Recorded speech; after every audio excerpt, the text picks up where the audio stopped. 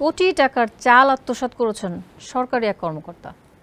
ক্ষমতার দাপট দেখিয়ে এতগুলো টাকার চাল সরিয়েছেন গুদাম থেকে। অবসরে যাওয়ার 2 মাস আগেই গোপনে চাল সরিয়ে সটকে পড়েন তিনি। কাউকে কিছু না বলে চালের গুদামে তালা দিয়ে 25 এপ্রিল থেকে এলাকা ছেড়ে চলে যান এই কর্মকর্তা। একজন সরকারি কর্মকর্তার এমন কর্মকাণ্ডে সমালোচনার ঝড় বইছে দিনাজপুর জেলায়। মনোয়ার বাবুর প্রতিবেদনে বিস্তারিত জানাচ্ছেন নুসরাত জাহান কলি। দিনাজপুর সরকারি খাদ্য গুদামে থাকা চাল আত্মসাৎ করে গা ঢাকা দেওয়ার অভিযোগ উঠেছে ওই অফিসের ভারপ্রাপ্ত কর্মকর্তার বিরুদ্ধে।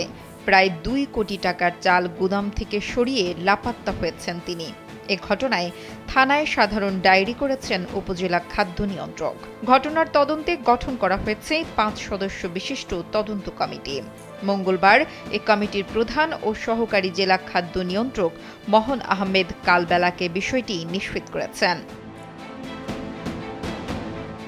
জানা গেছে, আনোয়ারা বেগম ডুগডুগি খাদ্য গুদামে 5 বছর ধরে কর্মরত।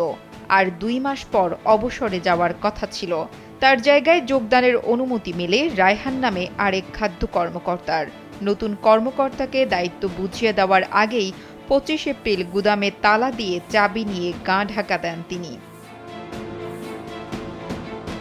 জেলা খাদ্য নিয়ন্ত্রক অফিস সূত্রে জানা গেছে, 2 মে ঘোড়াঘাট উপজেলার সহকারী কমিশনার ও নির্বাহী ম্যাজিস্ট্রেট মাহমুদুল হাসানের উপস্থিতিতে গুদামের তালা ভাঙা হয়। সেই দিন থেকে শুরু করে সোমবার পর্যন্ত তদন্ত কমিটি চালের মজুত যাচাই করেন। হিসেব করে দেখা যায়, চাল রেকর্ডে থাকার কথা 1064.155 টন, কিন্তু মজুত পাওয়া যায় 745.14 টন। ঘাটতির পরিমাণ দাঁড়ায় 319.141 টন। অন্যদিকে 50 কেজি ওজনের খালি বস্তার ঘাটতি পাওয়া যায় 4278টি।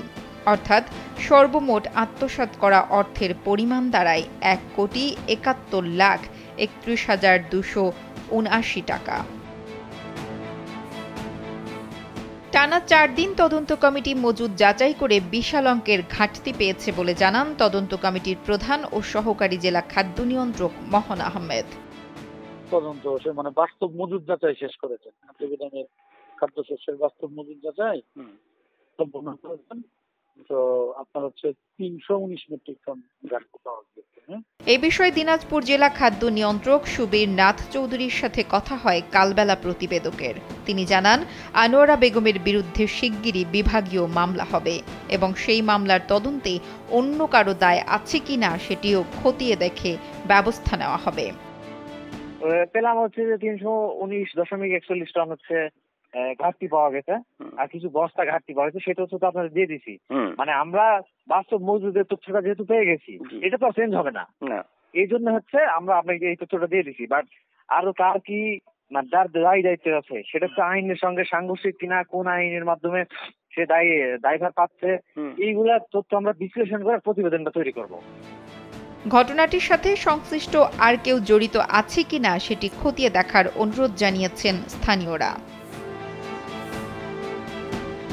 নুসরাত জাহান কলি, কালবেলা।